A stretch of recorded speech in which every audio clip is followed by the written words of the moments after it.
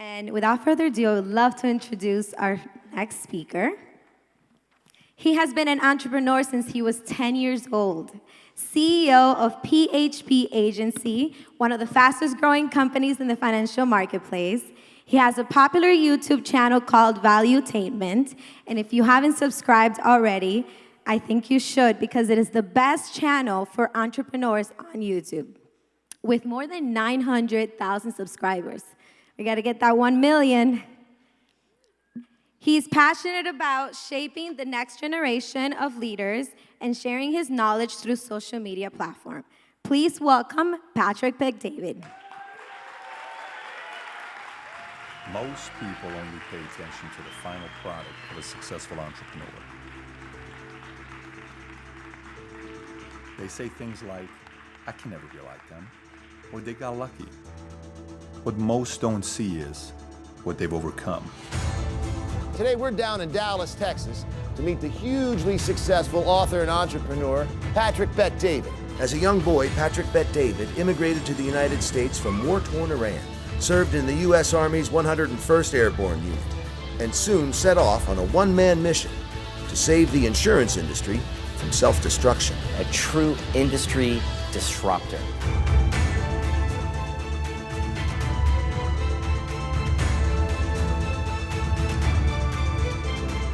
Give it away for free. I feel we're taking... What's giving it away for this is free? a tax question. No, those are slanted This is a words. tax. Here I am wrestling in my 50s. Again, I was 24 years old. My energy used to be nuts. It's more than today. Oh my God, I would run from the back. I remember they would... There's no wisdom on the left. There are a lot of... You can't say that. I can say that. You seriously think there's no wisdom on the left? I know it.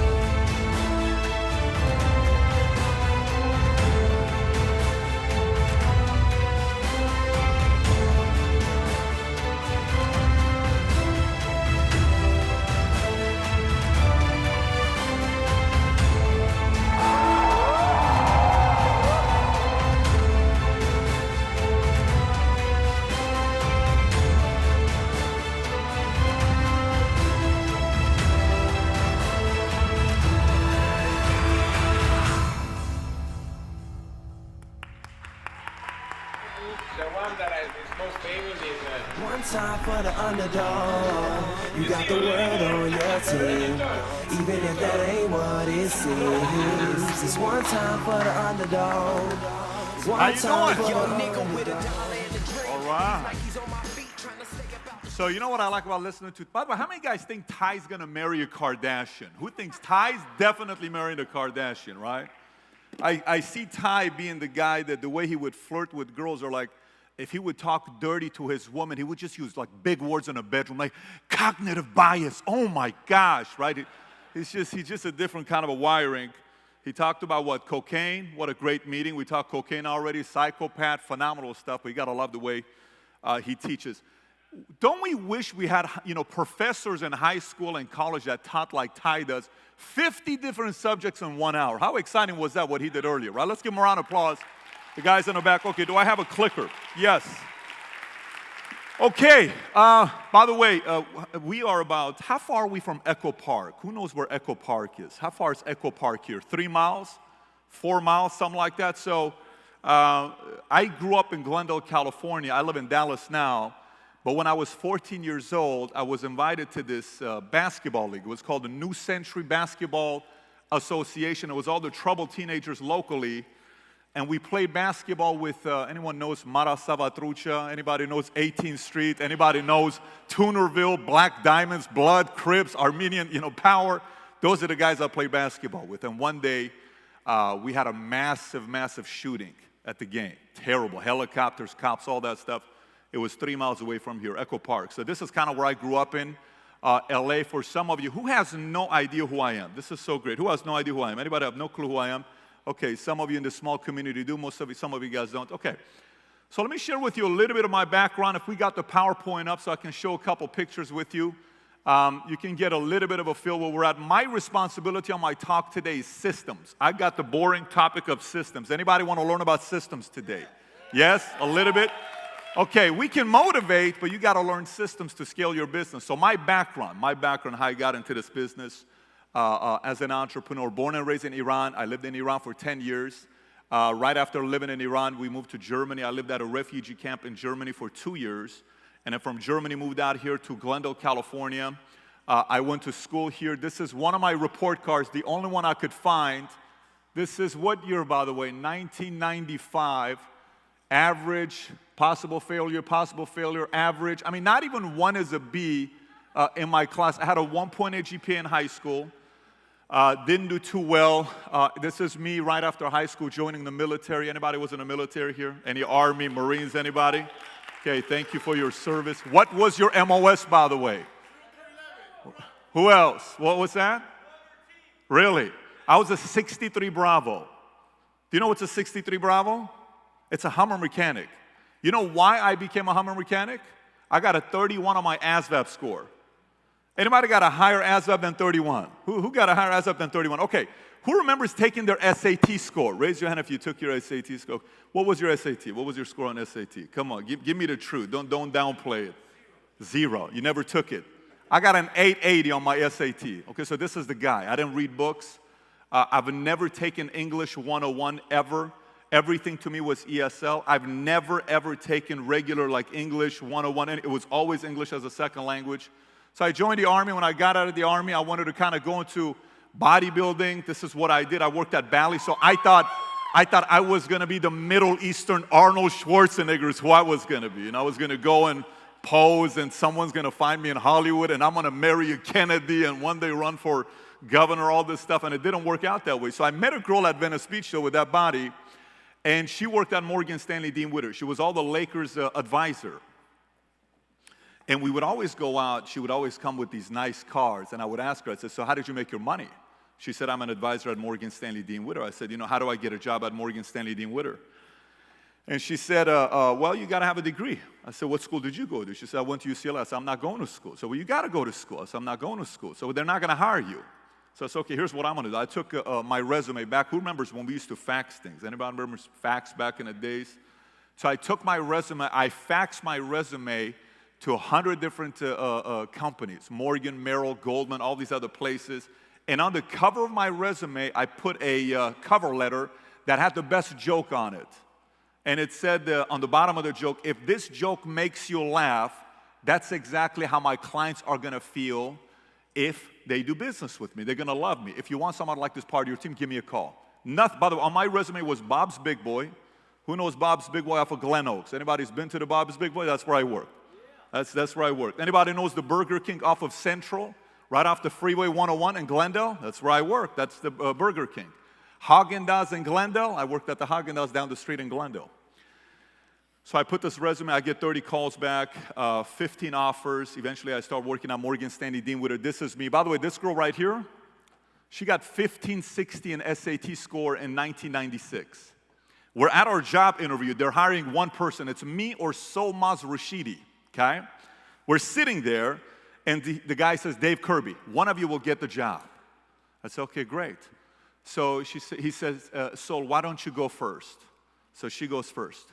What's your business plan if you get a job here at Morgan Stanley Dean Witter? Well, first of all, Dave, I want to tell you I'm a graduate from UC Berkeley. When I worked at UC Berkeley, I did a 4-year program in 2.5 years. My SAT score was 1560. In the first quarter of being an advisor, I'm focusing on, car wash owners because they have a lot of cash. Second quarter, I'm going to the local laundromats. Third quarter, I'm going to doctors because in the Middle Eastern community in Beverly Hills, as somebody like me who's a scientist from UC Berkeley, I'm going to go out. And then she keeps going, and then she gives this ridiculous presentation.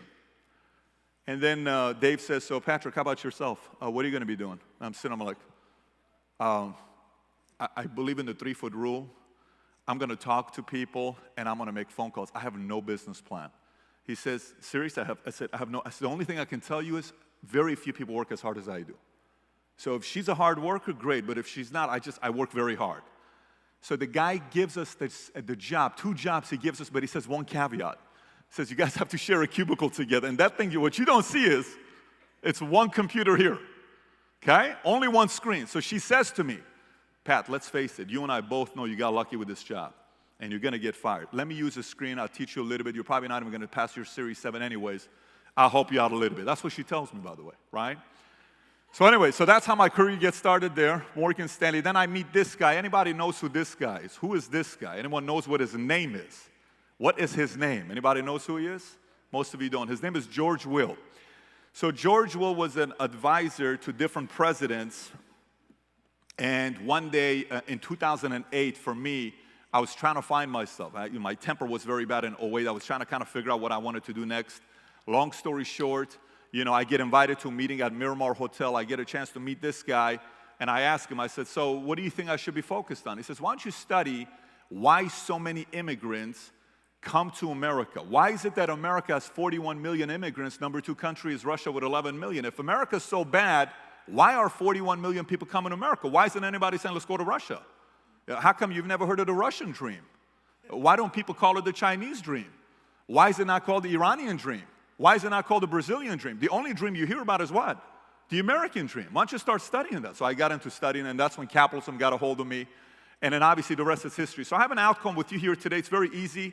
If you turn on politics, both of these guys are trying to sell us on increasing minimum wage to $15 an hour, okay? That's what they're trying to sell you.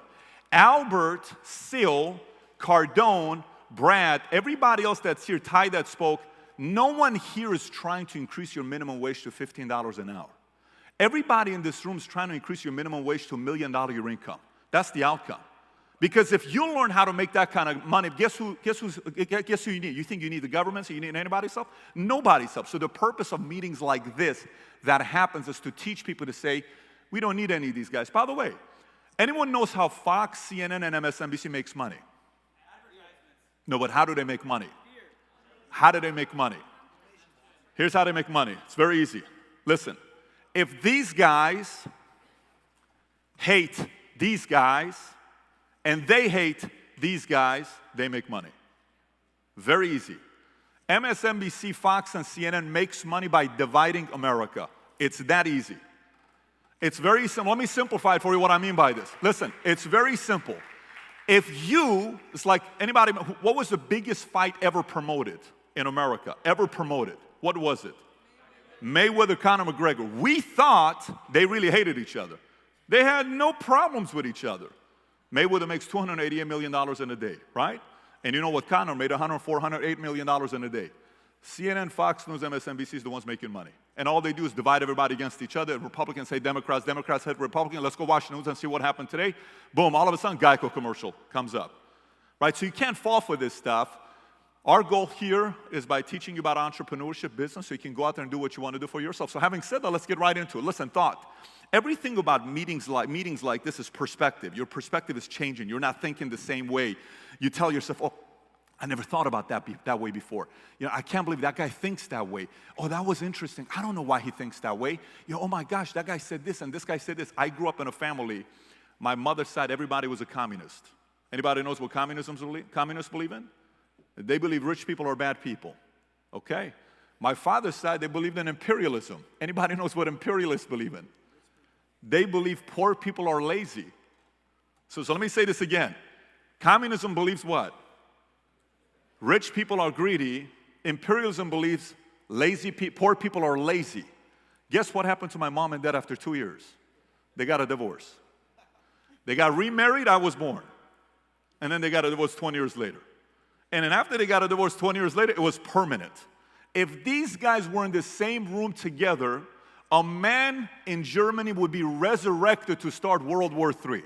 My mom and dad couldn't stand each other, right? They couldn't stand each other. So mindset. So I stood in the middle and I'm looking at who's right, who's not right. So there's a few things I'm going to talk to you about today. And hopefully by the time you're going to have some shifts in your mindset so you can apply it in your business and we can go from there. So here's one thing you got to be thinking about. Everybody in here, it's a very simple concept. The less your business depends on you, the more valuable it is. Let me say this one more time. The less your business depends on you, the more valuable it is. The more your business depends on you, the less valuable it is. This is why a lot of, when you see businesses that it's just about sales and a product goes out and there's no renewals or no residuals on it, you don't see a big X factor from private equity firms. Private equity firms are not interested in buying a business that's just sales transaction, and if the personality leaves, then nothing's going to be there. So your goal is this. Just try to see this observation right here. This is you, this is value. Your goal is to bring you like this so the value goes higher. So if all of a sudden the business is there and you're not around, the business is going to be higher and higher in value. Does that make sense to everybody, by the way? Yes or no? Okay. Did Apple become a $1 trillion company with jobs around? No. Do we buy Apple today based on jobs? No. Jobs did his part right. So that's the part about the replacement game. The one company no one's even talking about today, everybody's giving a lot of love to two companies. One is Amazon, one is Apple. You know what's the one company no one's talking about today? Microsoft. They're about to be the $1 trillion company next. Bill Gates understood this concept of taking them here, so Microsoft's value is here. So now let's go through this. Thinking like a CEO. Look, most of us in this room, almost everybody in this room, if you think about a Grant who now goes out there and buys a plane that's worth $60, $70 million, telling me he buys it cash, how did he start off? You know, you got a guy like Brad here who runs one of the training programs that everybody's using, VT Lightspeed, and everybody around the country is using this. Names everybody knows. How did he get started? How did Atai get started? So this is the evolution process. Most of us start as an employee. Who at one point of their lives has had a job before? Raise your hand if at one point of your life you had a job. Okay, so once we have a job, you do work like, hey, if you do this behavior, we pay you $20 an hour. If you do this behavior, you make $15 an hour. Whatever it is, you get paid per hour, right? Then you go from employee to being a salesperson. Sales agent, salesperson, whatever you want to call it. The difference from the mindset of an employee to this is what? How many people have seen a person that goes from being an employee to a salesperson fail miserably immediately? Who's seen many? Why is that? Anybody knows why? Because what? I can't hear you. Because an employee, someone's telling you what to do. When you become a salesperson, no one's telling you what to do. So you have to learn that mindset has to shift for you to realize if I don't get to work, I'm not going to, you ever hear people that become salespeople, all of a sudden I'm an employee and I become a salesperson and then they don't show up to the office for 2 days. How come you're not at the office? Well, look, I'm an independent contractor and I don't have to show up, right? I mean, this is why I did this, so I can stay home and have my own schedule. That's a gimmick, man, you're buying into. He's about to be an employee very soon because he has no idea what it is to be an independent contractor, right? So then from this mindset comes the next one. What's the next one? You become a sales leader. There's a big different mindset between this and this. What is it? Here's the difference. It's very difficult. Let me explain. Once you get good in sales, I know how to go sell 10 of these to an AV company and I make $600. Okay? So I know how to make money, but I have to teach him how to go sell this, and I have no patience to teach him because he doesn't understand it, and I have to coach him. So this is when you'll hear a lot of people that transition from here to here use the phrase, how many have heard somebody say, I'm sick and tired of babysitting people? Who's heard that before? How many times have you said it before? I don't like babysitting people. I'm so sick and tired of babysitting people. It's not babysitting people. It's mindset that's not in place. Then from sales leader, what comes next? You become a business owner. Now, what's the difference mindset between a sales leader and a business owner? Now you got assistants, now you got costs, now you got office, rent, compliance, payroll, accounting, legal, all this stuff that you got to go through. And that's when you hear people from here don't make it here and they go back. A lot of people say, oh my gosh, I'm going to go start my own business. I had no idea this is what it was like. I'm going to go back and I just want to run a sales team. This is also a shift in mindset. And then you could be a great business owner, but you're not a good CEO. And that's where I was at. So I learned how to run a sales team, I learned how to sell, I learned how to run a business, but I wanted to think like a CEO. And so one day I'm sitting there and I'm asking myself, literally, I have no clue what to do. This is like 5, 6 years, I'm like, I don't know what to do. So what does a CEO do? What does a founder do?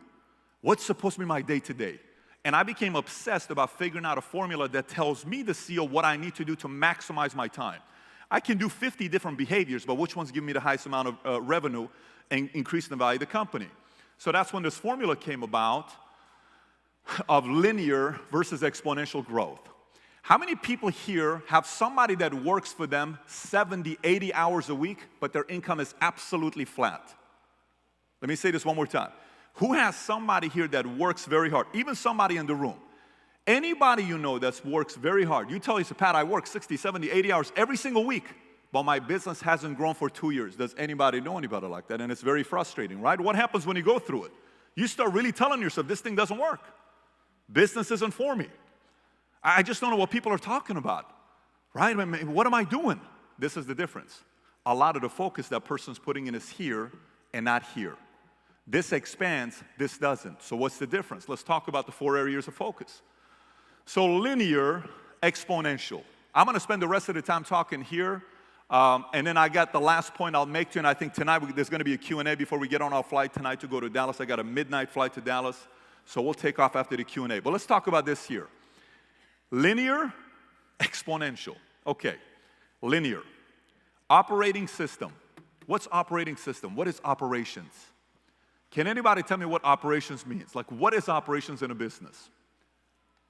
Yes. The process of delivering a service or a product to your customer. Okay, what else? Behind the scenes, what else? Can you tell me which type of personalities never pays attention to this? A-type personalities, they don't pay attention to this. Right? Big personalities, they don't pay attention to this. By the way, big personalities, they get annoyed by this. It's like, oh my gosh, give me a break. That doesn't really matter. I don't need to think about systems. I don't need to think about operations. What are you talking about here? So we start the business. My wife says, babe, we need to buy this software. We don't need to buy this software. We need to focus on sales. We need to buy this software because the sales is coming in. What are we going to do if we don't get the software? Do you know how much the software costs? I can take this money and put it in advertising. It's going to help. Babe, I get it.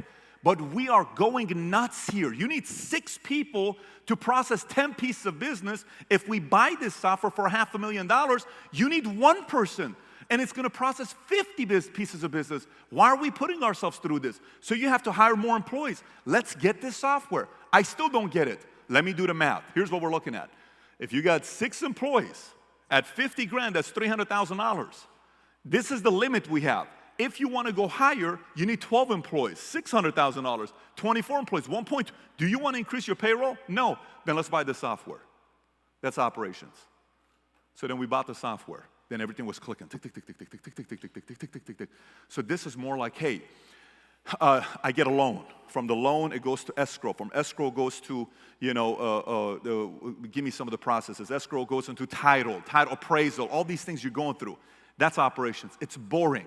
But if I can figure out a way to close the loan faster, if I can figure out a way to place the policy faster, I get ahead. Again, what I just talked about, most people are bored out of their minds. Let me explain this part about investors. We have one of our investors, a $5 billion fund from New York, Atalaya Fund. Okay? Oscar De La Hoya is another one. Gabriel Brenner is another one. Okay?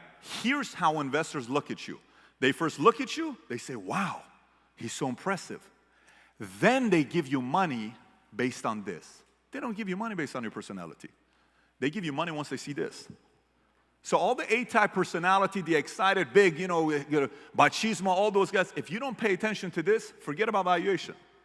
You may look good because you made a few sales. You're not building value, okay? Operations is constantly figuring out, like you make a list. You make lists and say, this job, this job, this job, this job. I'm doing 7 different things right now. Why am I doing these 7 different things? I need somebody that helps me with this. I need somebody who helps me with this. That's operations. Biz dev. What's biz dev? Okay. Relationships. So strategic partnerships. Finding somebody that if I help you, you win here, and I win here. You give me clients, I give you clients. We cross-pollinate, everybody wins. Strategic partnerships, biz dev. That means you got to shake hands. So do you make a list and say, who would benefit from what I'm doing right now? Who can I help that I also need their help? This is the part where you got to go out there and shake hands. Whatever industry you're in, there's annual conferences. There's annual conventions. Whatever industry you're part of, you got to go to them. You got to go to them and get ready. Shake hands. Shake hands. We have our own. And by the way, the insurance industry, just so you know, you name me one product in the world more boring than life insurance. Let me say this one more time to you. I'm in the industry. You name me one product more boring than life insurance. Hear me out, guys. What I do for a living is we talk about dying every day. Listen, we come to you, and the moment the word life insurance comes out, what do people do? A guy came up here with a camera in my face. He says, hey, Pat, what do you think about the PNC and insurance future of the industry? What do you think is going to happen to PNC and insurance? I said, it's a big difference. He said, no, it's not. It's insurance. I said, no, believe me, it's a big difference. Why is it a big difference? He was at this event like 6 hours ago. He says, what's the big difference? I said, it's a law to buy auto insurance. It's not a law to buy life insurance. It's a choice. And life insurance always has to be what? Sold. I have to come sell it to you. No one wakes up and says, babe, I feel so good about buying some life insurance today, babe. Let's go get some life insurance today. Oh my gosh, no one does that. So I have to find a way to get to you, right? So we go to these conferences and we shake hands and we build relationships and we see new products, new things coming out, new relationships. And some of the people you shake hands with, then you build relationships. By the way, this is all manual. For instance, if I work for you, I was talking to this gentleman right here. He's based out of New York, I believe, right? You're based out of New York. Him and I are talking outside. Great questions he's asking me at Wolfgang Puck. By the way, one thing about Syl and Albert, I got to tell you guys, like, this is an absolute world-class event from the moment I came here to now. Everything about their treatment. Give them another round of applause for a phenomenal job these guys have done. Seriously, unbelievable. So he comes up to me. We start talking. What do you do? I got 50 salespeople. Is it this company? No, but I know about that company. And we're going to kill that company. Awesome. So do you have a manual? What kind of manual? Is there a manual that if I come and work for you, you can give to Albert, that Albert can teach me the process, sales flow of selling a product in your company? No. Are there scripts that I know for a fact you can pass it over to me? Yes, no. All of that stuff is down here. It's good, but it's not exponential. Here's exponential, okay? This is the part of the business that gets your business to suddenly grow. So exponential growth, one of them to the left is next innovative campaign. What's a next innovative campaign? Next innovative campaign is, who remembers when Mitsubishi first came out with the next innovative campaign? They said 0% down, 0 down, and we pay for your gas for 12 months. Who remembers that?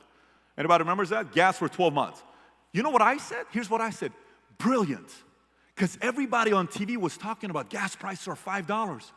And people are like, oh my gosh, babe, they're going to pay for our gas for 12 months. Let's go buy Mitsubishi. It's not, it's like all they're doing is giving you a $2,500, what do you call it? What do you call that stuff? A rebate. It's not a big deal. But what a great next innovative campaign. Hey, right now, if you become a Prime member of Amazon, we're going to give you extra stuff. Oh my gosh, they're giving this away. They're not giving it away. Believe me, no one gives anything away for free. They're going to make their money. So you in this part, this right here, guys, this, like I talk about 4 things I say. You got to outwork, you know, you got to out-improve, you got to out-strategize, outlast. One more time. Outwork is what? Hard working, right? How many Latinos do we have in the room here? Any Latinos here? Okay. Hey, can we all say that Latinos are some of the hardest working nationalities in America or the world? Yes or no? Now, can I ask you a question? How come not a lot of them are millionaires? Because they just know how to work. I don't know many lazy Latinos, but they're hardworking. Number 2, out-improve. I don't know if they read a lot of business books. I don't know if they buy stuff to learn how to become business people or become better at stuff. But forget about that part. Number 2 is out-improve. So you may say, Pat, I work, and I read all the books. I'm subscribed to them. I buy all the courses. I'm reading all the books. Then number 3 is what? Out-strategize. The strategy part takes some time, because you got to test a bunch of different strategies. So every single month, say today is, what's today's day? September 22nd? Is today 22nd? Okay, today's 22nd. On September 28th, I spent 5 hours all by myself already planning what we're going to do October. By the way, the whole year is set up for me. But I'm looking at what's going on with September and what creative marketing campaign I can come up with for October. Okay? So then I go for October. And so years ago, I was looking at our business, insurance, and I'm going to talk from experience for myself on what mistakes we made. I looked at our 12 months, and I think everybody needs to do this. The guy asked me a question, says, what should I invest in right now? I said, if you invest in anything, go hire a predictive analytics guy. Everybody in here, do yourself a favor, spend $100,000, hire a predictive analytics guy, and give him all your data. Give him all your numbers. Tell them, in 3 months, I want every single trend for my business. What do you mean?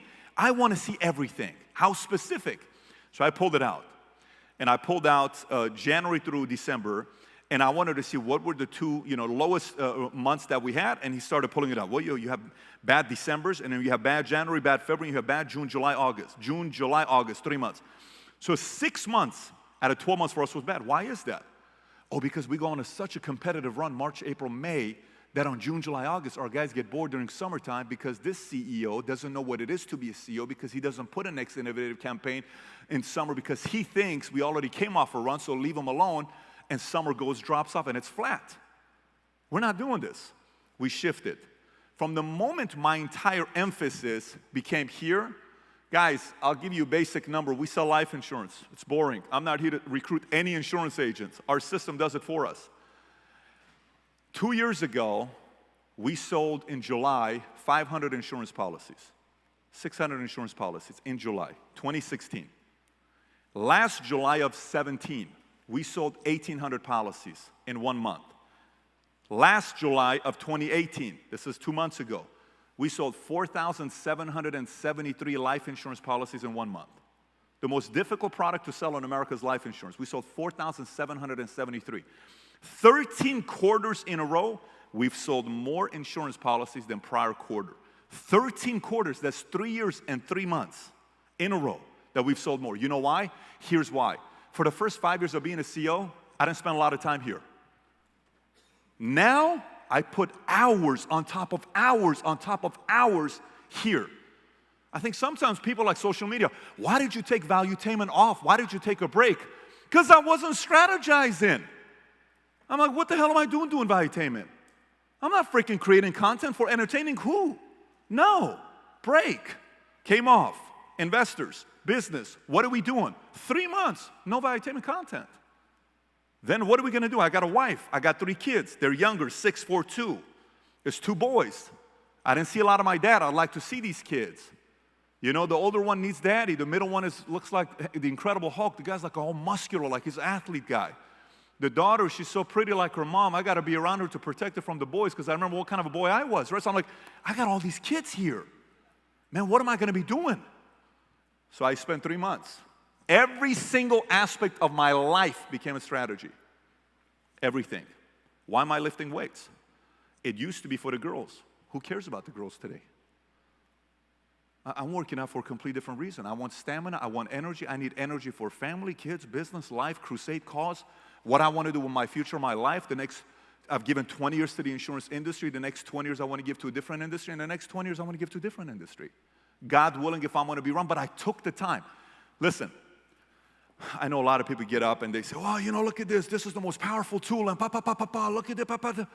They say average person touches this 150 times a day. How many of you in here are saying that's a small number? I do more than 150 a day. Think about it. I do more than 150 a day. How many of you touch this more than 150 a day? Think about it. How many times have you touched it ever since I spoke? 15 times? And you know what we do? It's like automatic. We don't even know why we're doing it.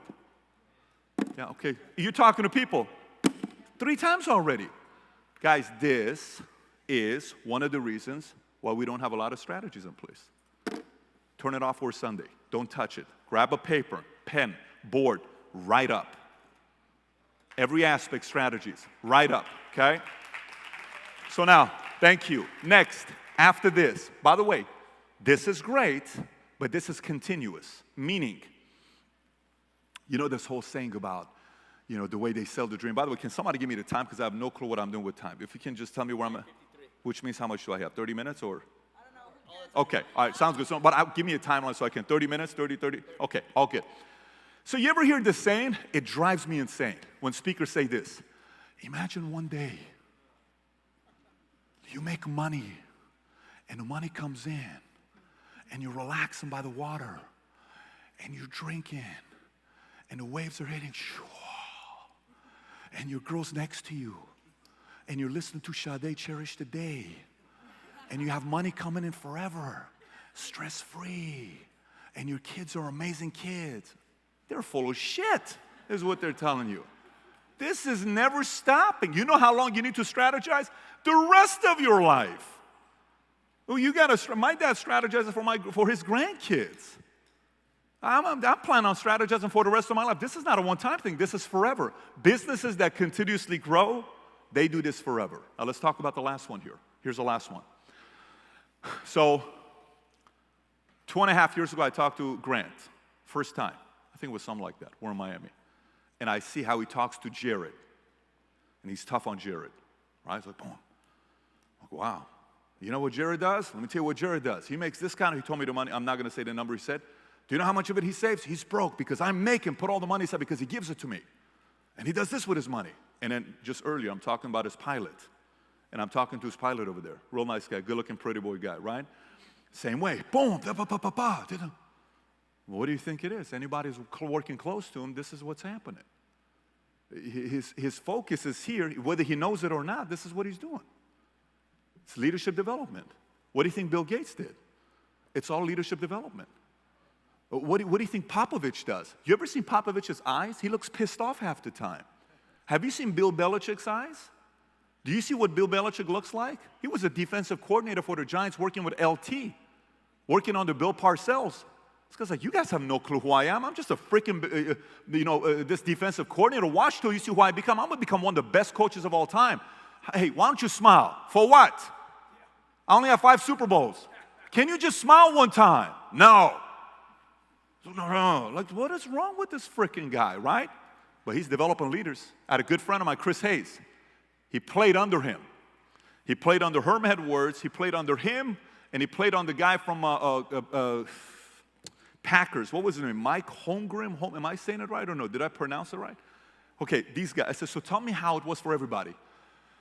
He says, brother, it was the hardest playing for Belichick. I said, why? He says, no practice was ever enough or good enough for this guy. It's like, are you freaking kidding me? Give me a damn break. Never with Belichick. Never. The standards and expectations was so high. They're like, dude, let me breathe. Nope, we haven't won a championship yet. We haven't won a championship yet. Pat Riley, same exact way. Pat Riley wouldn't let his players talk to the enemy. Well, when Michael Jordan gave his speech at the Hall of Fame speech, who remembers that speech? Do you remember what he said? He said, I want to give a shout out to somebody in here. His name is Pat Riley. I think there's only one person I've ever faced off that wanted to win as bad as I did, and it's him. He doesn't even call out a player. He says a coach wants to win as bad as I do. That's leadership development. By the way, most people will miss this part. This is how you increase the value of your business. So I had a staff meeting. Very difficult staff meeting with our guys earlier this year. Everybody was required to read the book Principles by Ray Dalio. Everybody. You are required to read it and write a 3-page paper on it. Everybody. I had the entire company read the paper. Now, who's read the book Ray Dalio beginning to the end? Beginning to the end. Not read like half of it, because you know how many pages? It's like a Bible, right? 600 pages, right? 600 pages like this. If you don't know who has no clue who Ray Dalio is, who has no clue who Ray Dalio is? Raise hand if you have no clue who he is. He's a $17 billion guy. Ray Dalio. Ray Dalio, like Gates, Bezos, he is their advisor. Like, think about that. Like, that's Ray Dalio. And he writes this book called Principles. And I said, if I'm ever going to write a book, it's going to be a book like this, but I don't want to write a book. This guy wrote it. 600. Everybody on your staff needs to read this book. So we had to read them. And then we had a meeting. Very uncomfortable meeting. Mario was in the room. Mario, are you somewhere in here or no? Mario was in the room. Very uncomfortable meeting. Very uncomfortable. I said, hey, let me ask you guys a question. What's your position with the company? I'm a chief operating officer. Cool. What's your position with the company? I'm a chief compliance officer. What's your position with the company? I'm a president. What's your position with the company? I'm the CFO. Okay, what's your position with the company? I said, can you guys tell me real quick who was your boss in your life or leader in your life that was so tough on you that helped you become who you are today? Oh, mine was Mary. Started writing the name. Just give me first name. Mine was such and such, such and such. I said, give me a personal story of how tough they were on you. Oh, this girl wouldn't let me get away with nothing. He wouldn't let me get away with nothing. Oh, really? Wow, and I'm taking notes. Oh, that's impressive. I like this guy already. What else? And they're saying all this stuff. I said, can I ask you why you let 6 new employees who have been here less than 90 days bitch to you about reading a 600-page book where that complaint comes to me? So do you want to be a grandma? Let me explain what I mean. I'm telling him this. Here's how grandparents are. Grandparents forgive what? Grandkids. It's like, it's okay, let them eat the chocolate. My dad calls me yesterday. So my sister is a vegan, right? So she doesn't, so my nephew goes complains to my dad. And my nephew says, Grandpa, I don't want to eat that macaroni because that meat is vegan and I don't like vegan. And my dad says, Paul, you can't play this because Paulette sees it. She's going to call my dad, so you got to edit this part out. So my dad says, you won't believe what I did. My dad's 76 years old. I said, what'd you do, Dad? Pat, I put him in the car. I took him straight to McDonald's. I got him 2 Big Macs. I got him ice cream. I told him, eat all this chocolate all on me. He said, we went home. He was so happy. His mom's like, why is Sean so happy? And my dad's like, no idea. Maybe he had a good day today, right? But that's grandparents. And I'm like, but Dad, you can't do that. But I have to do it because I'm sick of these vegetarians. Right? I'm like, Dad, forget about this stuff. We're Middle Eastern. We eat red meat. They got to eat red meat. I'm like, Dad, relax. It's okay. He is pissed off about his grandkids not eating red meat. I'm like, there's more things to worry about. That's what he's worried about. But that's grandparents. They don't give a shit if the grandkids don't want to, go ahead, eat this cheeseburger. It's okay, baby. Don't worry about it. Go buy them this ice cream. Parents, no. No. In business, the longer you're around, you lead like a grandpa. You lead like grandparents. And that's not what people need. People need leadership. Now, I'm not saying being an asshole. I'm not saying be a jerk. That's not what I'm saying. I'm not saying sit there and, tell them all that you're a loser, you're a moron, you're an idiot, you're just a piece of dookie. I'm not saying that. But I'm saying, you told me 6 o'clock. What happened? Are we BSing? You told me 6. Do you want me to take your word or what are we doing here? Do you want to be a leader? You keep telling me, hey, Pat, when am I going to get a raise to $100,000? And I tell you be a leader, it's 6:01. How come I don't have it? Pat, give me a break, Pat. Listen, you're not a salesperson. You're a W-2 at the home office.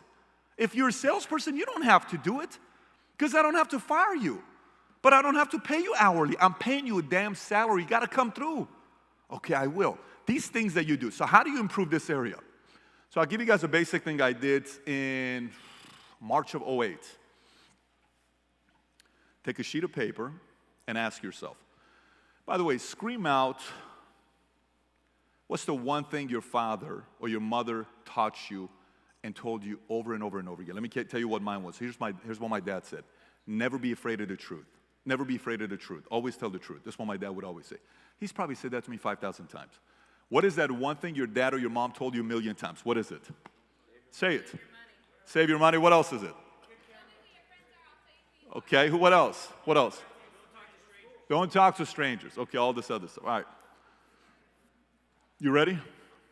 Very simple exercise. Take a sheet of paper, make a list of 40 values and principles that you live by, and 2 values and principles that you want to live by. So you live by, here's what I live by. I would like to add these values and principles to my life. Then out of the 40, bring it down to top 10. Out of the 40, bring it down to top 10. For the rest of the year, all I want you to talk about with your team is those values and principles. Over and over and over and over and over. What does this mean, Pat? I don't get it, Pat. Let me explain to you what it means. Listen, one of my guys on a conference call this Tuesday said, well, Pat, what do I do because I got these 2 guys that write bad business. And I got these 3 guys on my team that keep talking smack behind my back. I said, okay, it's very normal. I said, how big, this was the question I asked this person, how big of a country can you build until somebody kills somebody? I'm sorry, what do you mean? Okay, again, how big of a country can you build until somebody kills another person? I don't understand the question. Buddy, it's very simple. 1 million population?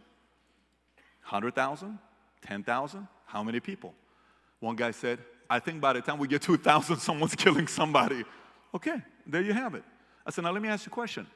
Can we have 3 different presidents of a country? Stay with me here because this gets entertaining. 3 different presidents of a country. Each have 1 million people in their country. Can each country have a higher ratio of people getting killed?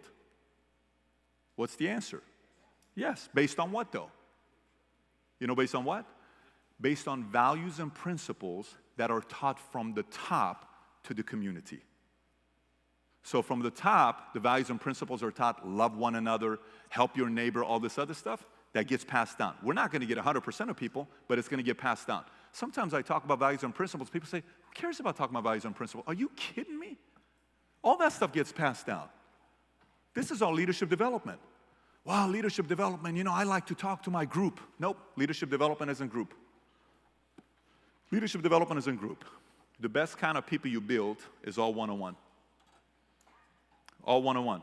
The people that impacted you in your life the most are all one-on-one. We can become celebrities. Oh my gosh, I want to be a motivational speaker. I never cared about being a motivational speaker. I don't do a lot of speaking. Just look at my stuff. You don't see me on the road always speaking. I get requests. I say no. I say no. Do you know how many times Albert called until we finally said yes? Nothing against Albert. I like one-on-one and I like long-term because I want to see something grow. And then when you see Syl and you see her personality, you're like, dude, she's just, of course we're going to do something with you guys. They're so amazing, their personality. I like one-on-one. My best conversations with Albert are all one-on-one. I bet you the best conversations anybody had with him is one-on-one. So you really want to build a business? Focus on one-on-one. Make a list. You know it. 10 people that need a one-on-one conversation with you. By the way, I'm not talking one-on-one 2-hour conversations. Half the battle is 27-minute conversations. Let me say it again. 27-minute conversation. Hey, Joey, let me see my office real quick. Hey, look, who's here today? The insurance company? Can I ask you why you're wearing your ripped jeans today? Come on, bro. Do you want them to see you like somebody that you're going to be a leader here in the company? Yeah. Go change your pants and come back. What is this all about, bro? You got an image. Shit, Pat, you're right. Go. Okay, I'm going to go from the back. Go. Okay. Hey, Mary, let me talk to you. Okay. Hey, what's going on with Jackie? What do you mean? I don't know. Every time you speak, she gets upset. Like, did something happen with you guys? Oh, well, you know, last week, you know, she never does anything. I said, Mary, Jackie works for you, and she goes out of her way for you, but you're starting to piss her off. I'm telling you, push her a little hard, she's going to quit. And if she quits, you're going to have to do all her job. So what do you suggest I do? Why don't you take her to coffee this week? You let me, yeah, go leave her, go to Starbucks, and you pay for it. Pat, I can do that? Yes. Matter of fact, you're doing it today. Okay, and when you go, you tell her you believe in her, you tell her all this other. Okay, so I'm going to, hey, let's go. Where are we going? We're going to go have coffee together. Really? Yeah. Why? Am I getting fired? No, I'm just going to have coffee. So then you see them, and I look at them, because I'll have windows, so you see them, they're coming, oh, okay, great. Like, perfect job, well done. 7 minutes. That's leadership development. Hey, can I talk to my office? Yes, what's going on? Hey, I was listening to you when I was walking past the cubicles, when you're making the call, and the person said this, you said this, it was on speaker. Let's role play that objection again together. Why did you say this? So I'm going to say you say it. Leadership development. This right here, you'll learn how to do this for the rest of your life. You're irreplaceable. Let me say this one more time. Listen, guys, first of all, this here, they'll pay you $100,000 an hour if you're good at this. They'll pay you $100,000 an hour minimum if you're good at this. But if you're good at this, you'll be the president of the United States. Okay? If you're good at this, you'll run the biggest nonprofit in America. If you're good at this, you'll become the president and, you know, president of USC, raising $6.5 billion from boosters because you built the new place where everybody lives based off of Harry Potter, and the budget is $1.5 billion. Simply because you know how to raise money. Simply because you know how to lead people. This right here. So now let's continue. By the way, I can talk about this stuff for 3 days. When we do our first live valuetainment conference, 120 days after we cross 1 million subs, we're going to spend a lot of time doing this during the 3-day session together. But let me continue. Next. This is your game. You are in the replacement game. It's scientific. Everything is about replacement. You want to increase the value of your business? It's replacement game. What do you mean by replacement game? Who is the least living, okay, let me ask it. Who's the least important living president today? Let me ask it again. Who is the least living American president today? Least. Probably Jimmy Carter. Because he's the last one. Not the last one, like the, what do you call it? How do you explain it? He's like 1981. Then it's who? Senior. Okay? Jimmy Carter's going to die in the next 5-10 years. God, you know, it's just going to happen. It's part of life. George Bush Sr.'s about to die. And then you have GW's next, Clinton's next. Then it's George Bush. Who's the most important president today? Trump. And who's the second most important? Obama. Obama got replaced with a new president. Do you remember when Bush was president, everybody thought the world is at its end, you know? Oh my gosh, we're all gonna die, and you know, this is just horrible stuff, you know? Boom, Obama came. And now we have Trump. Everybody gets replaced. Presidents die. Can anybody here name me the 15th president of America? Who's the 16th? Who's the 15th? You don't know. But do you remember, do you know during that time, he's the most important person in America? How can, he's the 16th. Okay? Who's the 7th? No one knows. You know, first one is Washington. Second one is, Adams. Third one is Jefferson. After that, you're stuck. Unless if you're 17 years old still in school and it's part of your history class homework. What's the point here? Guys, we're all going to be replaced. This isn't that big of a deal. Okay? This is a replacement game. But in business, if you understand this concept, your business value goes higher if you replace the things that you do on a daily basis. That's your job as a business owner, to constantly replace your abilities. So what are we talking about? Number one, what are some habits that you do on a daily basis that are $10 an hour habits? So I took a sheet of paper and I wrote for the entire day what I was doing. And then right next to it, I wrote which one of them I had to do, which one of them somebody else could do. And then next to what somebody else could do, I wrote the price tag on how much that cost. I went and hired a person to do it. And then I saw the habit that pays the most, I did that part. Because it's a replacement game. Number two, know who's a seasonal employee and who's not. Who knows the difference between this? By the way, how many of you guys have employees? I'm just curious to know what audience we're speaking. Who has employees here? Who has employees? Who's a salesperson here? You just sell, you're not a sales leader, you just sell. You're a realtor, raise your hand. Who's a sales leader here? You run a sales organization. Raise your hand. You run a sales organization. Okay, anybody else? Who runs their own business? Who runs their own businesses? Who considers themselves a good CEO? Who considers themselves a good CEO? Your hand's kind of going like this. Anybody thinks they're a good CEO? A little bit, maybe, right? Like you always wondered if you're good on, but I go through it myself as well. So, what's seasonal employee and what's not? We just hired somebody for 9 months. She's seasonal. She knows it. She has one job. She took every aspect of our business and she interviewed every employee. And she sat behind every employee and watched what every single one of them did. Okay? So why'd you click on that? Why'd you click on this? Why'd you click on that? Why'd you click on this? Boring stuff again. It's an $80,000 a year job. She came a stack like this 9 months later. You know what it is? Any position we have in the company now, I have a manual exactly what to do. Step by step by step. You know what that's worth? Probably $50 million. Probably $50 million. Because now I'm what? I'm replacing who? I'm replacing myself and I'm replacing everybody in the department. But there's certain employees that are not seasonal. I'm going to keep them for 3 years. Anyone knows the average lifespan of a CFO at a company? 3 years. Anybody knows the average lifespan of a CTO?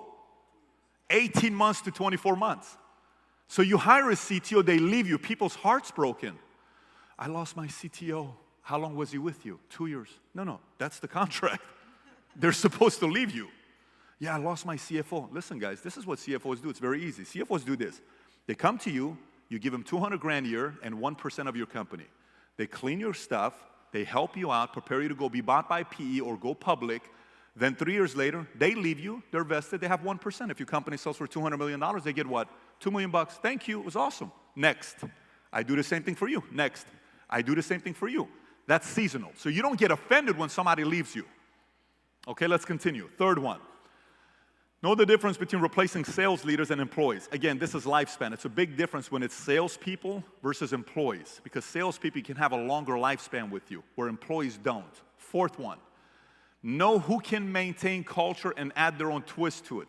How many times have you seen somebody hire an executive position that completely doesn't fit the culture? Anybody's ever seen that before? Okay, let me ask the question more personally to you. How many of you worked at a company where the CEO hired somebody, and after hiring that person, they gave him too much authority, the culture within 6 months was lost? Who's ever experienced that before? How annoyed were you? You quit. I relate. You quit. So this person may have an incredible resume, but they don't fit the culture. You can't let that person run your company because they don't fit your culture. So a lot of these positions that people give of authority to some people that don't fit the culture, disaster situations here. Number 5, procedures and steps in every single department. We talked about that. Number 6, develop leaders to help spread the mindset. Now, what are we talking about with developing leaders to help spread the mindset? Okay? Developing leaders to want to spread the mindset is exactly what we were talking about with values and principles. The more of the mindset is being passed on to the people, the more you're replacing yourself or somebody else to be mentally tough. Again, that's leadership development. So all of this stuff here that we're talking about, systems, listen, I could have had a different topic, which is, Pat, come and fire people up. You know, come and motivate them. Come and do this. Let me tell you what I get excited about. Topics like this, it goes like this for 70%. But the 30% who caught it are the ones that send me a ton of messages. And then I get a message of people flying into Dallas, and they'll come and say, 3 years ago I started following Value Team, and my business was doing $600,000 a year. Last year we did $17.8 million. Awesome. 3 years ago I was doing $200,000. I almost quit my business. Now I'm doing $28 million per year because all I did is finally realize what it is to be a CEO and strategy.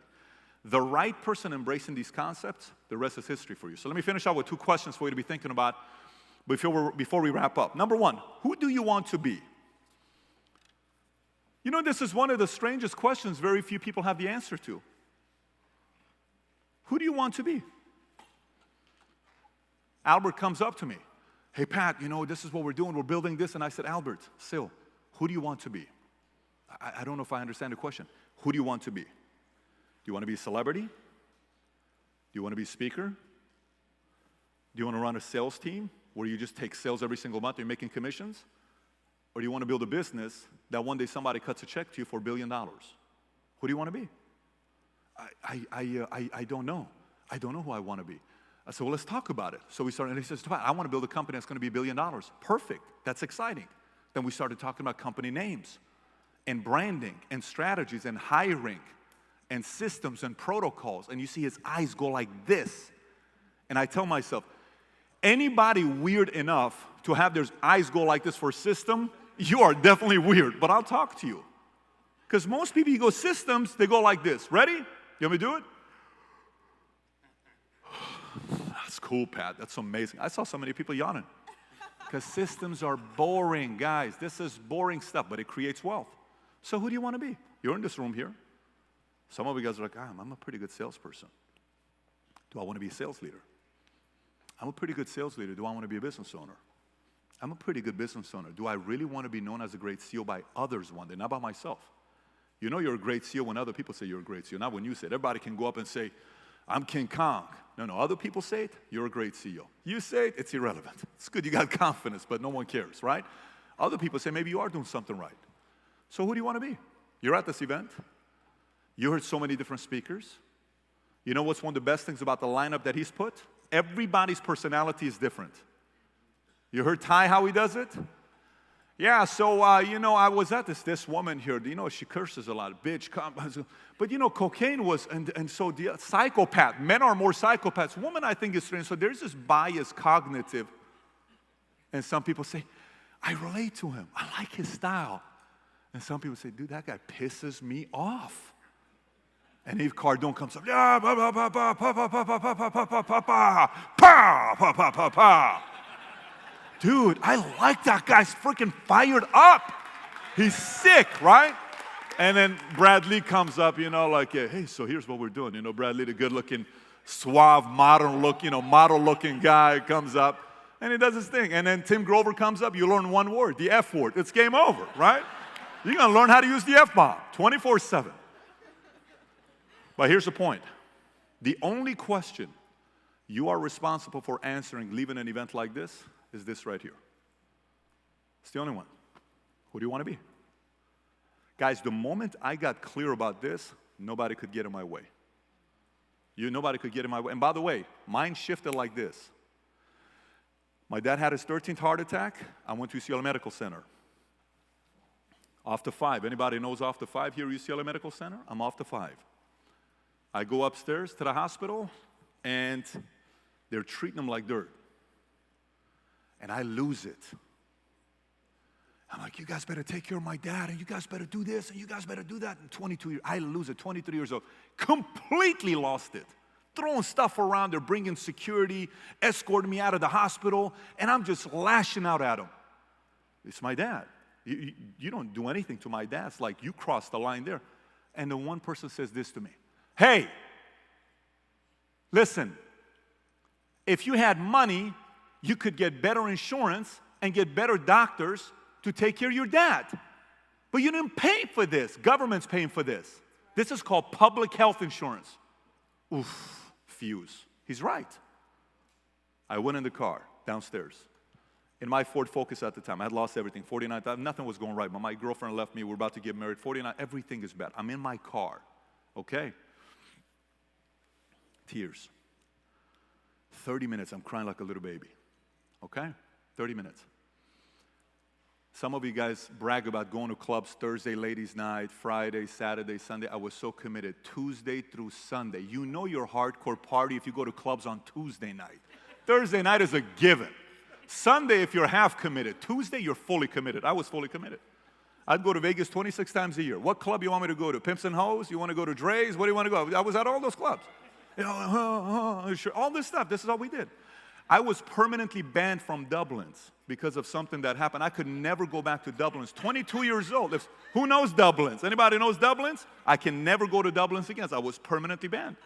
So this isn't the Patrick you know today. It was a complete different guy. That night, in my Ford Focus, it was as if I came the next day, I didn't see a single girl. Nothing. I saw through people. People thought I was pissed. I'm not pissed. I fully got it. My dad's not going to work at this 99-cent store ever again.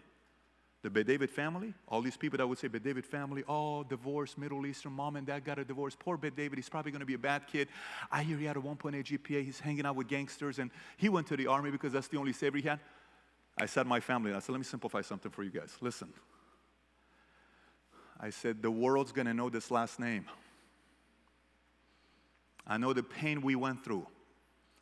I know the challenges we went through as a family when we came to America from Iran. I saw your language barrier, Mom, you were so embarrassed. I saw the look on your face, Dad, when you were so embarrassed going to gatherings and you would look like people like this to people because you were so embarrassed.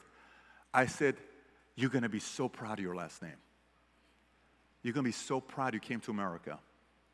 You're going to be so proud of the sacrifices you made. That day, I never recognized old Patrick ever again. Game over. Like this, 180. No one recognized me. I got the best compliments of all time, which is, Pat, you've changed. We don't recognize you anymore. We miss the old Pat. I said, I have no desire to spend time with the old Pat. I'm in love with the new Pat. I don't care about the old Pat. And it shifted. So let me simplify this for you. If you in this room, you leave the same person, this is a waste of an event. Your money, you wasted it. If you came here just to get motivated and you leave and you don't make any big decisions about you changing you, this is a waste of an event. And by the way, life doesn't get easier as you age. It just gets harder, just so you know this. This is not a game. Problems get bigger when you have kids. Later on, kids are going to get married, more people die, more issues come up, more financial issues. I hope the right group of people in this room tonight, after you hear the next guy coming up, whose Cardone, everybody knows him, you're waiting for him to come up. After you heard Ty speak, after you heard everybody speak, I hope you realize, this is the question you got to answer leaving this place. And if you sincerely, there's two different ways. You know the actors, oh, let me tell you, Pat, I'm so committed. No, this is not, you don't need to impress me or anybody. Like, oh my gosh, that really resonated with me. I don't care, it doesn't matter to me. This is your show tonight. But if you leave tonight changing you and you get clear on who you want to be, a choo-choo train can't stop you. And by the way, people will look at you differently. Some of your family members will look at your eyes and say, why you look a little bit more intimidating? Because you know what's the one thing never lies? Eyes never lie. Because eyes move before we lie. This is why the best poker players wear glasses, because even the best liar in the world doesn't know how to lie through their eyes. Did you understand what I just said right there? This will tell the world where you're going next. But I hope the right people here make that decision. By the way, every single time in a room like this, you know how many people are going to do this? Do you really know how many people are going to do this? Maybe 5 of you. I'm not trying to make everybody feel good. You leave this place, oh my gosh, what a great guy Patrick is. Maybe 5 of you. This isn't an astronomical number here. Like, I'm not trying to make you feel optimistic leaving this place. It's 5 people. But those 5 people are going to leave. And many, many years ago at one meeting, there was a guy named Grant Cardone, and look who he is today. Look at the impact he's making. It doesn't take all of you to do it. 5 of you will do it. I just hope one of those 5 is you. Anyways, Albert Syl, thank you so much for bringing me up. Had a great time with you guys. Thank you, everybody. Okay. Yes. Thank you. Patrick Bet-David, everybody.